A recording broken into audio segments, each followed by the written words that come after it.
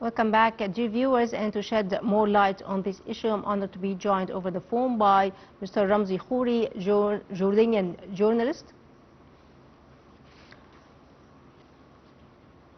As we have witnessed the report, Egypt marked the International Day of Solidarity with the Palestinian people, underscoring the right to self-determination and the state of the 1967 borders with East Jerusalem as its capital, and also Cairo called for a stable Gaza ceasefire and unhindered humanitarian aid, key steps toward reviving a political process to restore Palestinian rights. And we will talk more about this issue with our guest over the phone, Mr. Ramzy Khoury. He is a Jordanian journalist. Mr. Ramzy?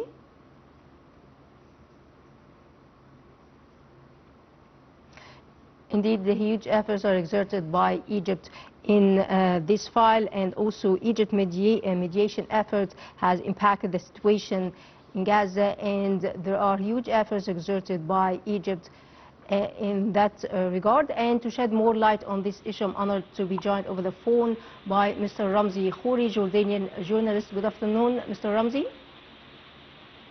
Good afternoon to you, ma'am. Thank you so much for joining us on Nile TV International. And at the beginning, how has Egypt's mediation effort impacted the situation in Gaza, and also what are the prospects for a lasting ceasefire?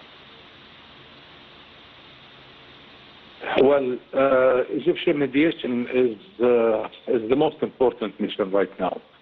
And let me tell you why. We are still in the first phase. Since October 10, when the ceasefire started, due to Egyptian mediation, Israel has broken the ceasefire almost on a daily basis. We have over 500 incidents of breaking the ceasefire. We have over 400 Palestinians, mostly civilians, killed, over 1,000 injured. We still do not see the full required flow of aid come into Gaza, especially the Rafah border getting opened in order for us to be able to achieve this properly. And fascinatingly, even the yellow line that was set at the time of the ceasefire, Israel is changing its place according to it. So Israel is a very, very difficult country to convince to actually stick to a ceasefire. The ceasefire's most important point was a total seizure of hostilities between Israel and Hamas. Obviously, it has not happened. Sticking to the yellow line until at least the second phase starts and the yellow line is abolished or moved. That didn't happen. All aid was supposed to be entering Gaza immediately. The Gazans almost drowned in very cold water and weather at the last time it rained in Gaza. They don't have the tents that they need. They don't have the housing that they need. And of course, they don't have the food or the medicine that they need in order to survive. So we are facing major challenges. And it is vital for Egypt to continue to follow up on this and to pressure Israel in order for Israel to commit to the ceasefire, its rules and regulations, and in order for us to move into the second phase. And with all honesty, we are late. We should be moving into the second phase as soon as possible now. Well, sir, how do you see the role of the international community in that regard? Sorry? I'm asking about the role of the international community, since we are facing humanitarian consequences of such crisis. So, from your point of view, what is the role of the international community? The silence of the international community is fascinating, as a matter of fact. because all of this long list of ceasefire breaks that Israel has committed, and all of these infringements have been dealt with a silent treatment from Europe and the USA, as if giving Israel the green light to move and to continue. And this is very dangerous. The role of the international community should be to ensure that Israel is going to stick to the plan, Trump's 20-point plan, and also not just in Gaza, but we are seeing Israel being very aggressive inside of the West Bank. Israel is destroying homes, killing people. Only 2 days ago, they executed 2 guys who were totally unarmed and who had given themselves up to the Israeli army. They executed them in cold blood. And again, we do not see the international community come in and say, "What are you doing in the West Bank?" So we have a very big problem, and unfortunately, it seems that the only part of the international community that can actually exert pressures on Israel and stop them is the United States of America. So President Trump himself really needs to tell the Israelis, enough, what are you doing, and where are you going with all of it? Well, also, sir, how has the conflict affected or impacted regional stability in the region, and also what are the consequences of further escalation? I didn't hear the question fully, but I imagine you're asking about the region and how the conflict has affected the region. Yes, sir. There will be no peace in the region unless there is a solution to the Palestinian issue.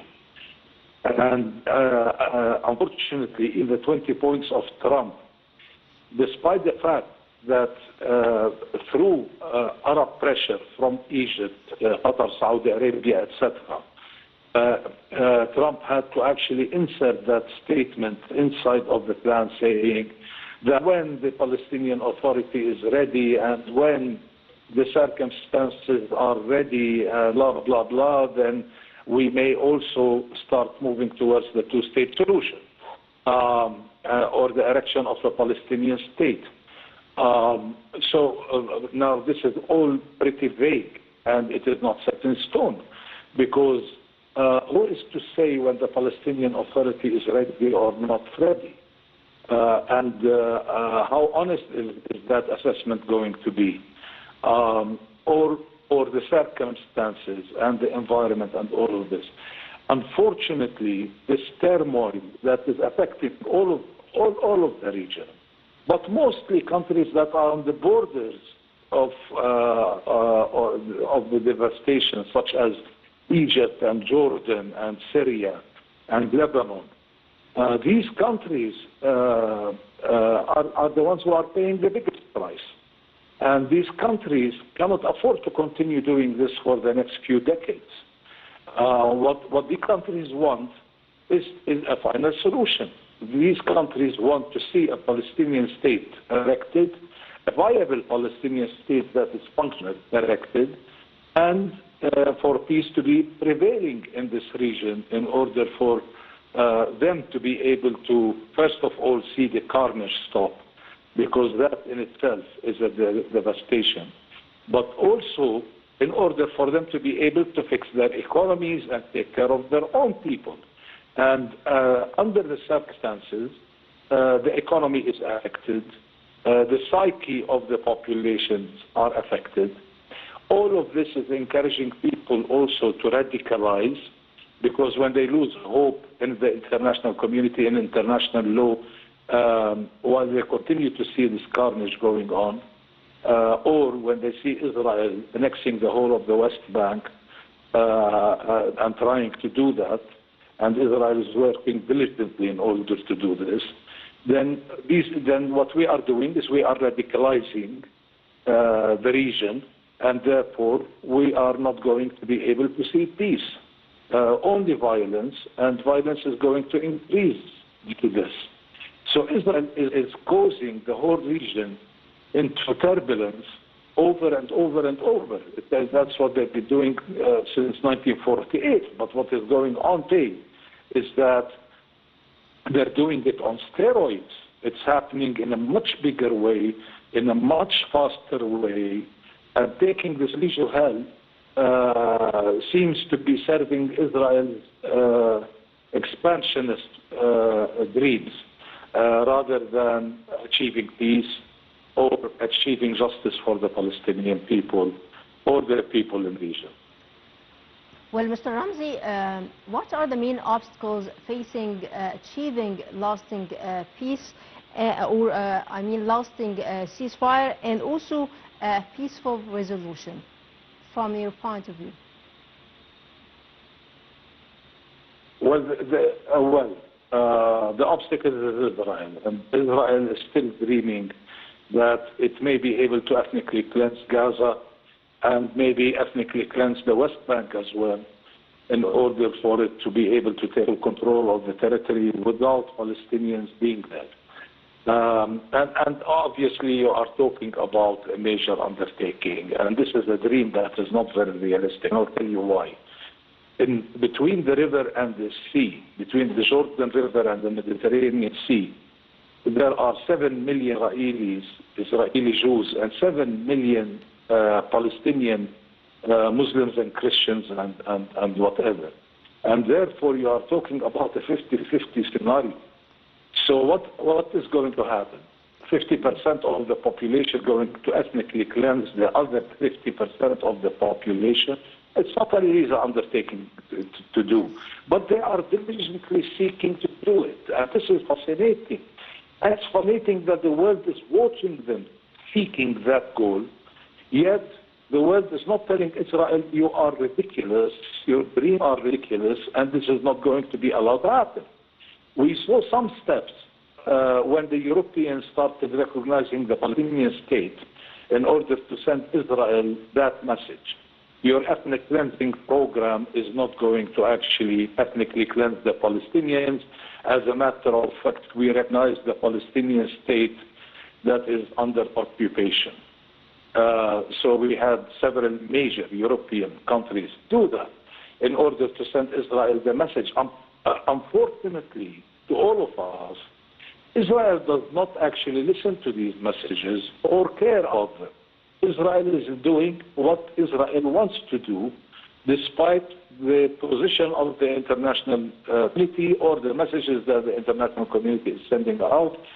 And they are doing it very happily and easily when there is silence from the international community, like we've seen, but also when the international community continues to cooperate with Israel, selling it arms, weapons, ammunition. All of the big business deals are still ongoing, etc., etc. So Israel is not paying a price. And this kind of impunity that Israel enjoys is not enjoyed by any other country on earth. So Israel is single-handedly carrying out a genocide while the world is watching, and Israel hasn't paid the price. This is where it is. And that's what is really the obstacle to a proper ceasefire that actually could lead to a final solution. The problem is basically giving Israel rights that are way above international law. International law does not apply to the state. And the state is enjoying the full backing and support of the American administration, despite the fact that there may be a majority in America today, amongst the American population, that does not like this, does not accept it, and is now revisiting the whole relationship between the United States and Israel. And whether it is a relationship, is Israel controlling the American administration and the American political scene, American foreign policy, etc. And despite this happening on the ground in America, we still see America fully supportive of Israel and protecting Israel from any action that may be taken by any other party. So the Europeans at the end of the day also are very worried about their relationship with America, especially that Europe now is faced with this, with the Russian-Ukrainian war. Is not very certain regarding where that situation is going to go. So without American support, the Europeans are very worried that they may not be able to tackle that problem. Well, Mr. Ramzy Khoury, Jordanian journalist, I would like to thank you so much, sir, for your insight. And a short break, and we will be back, so stay tuned.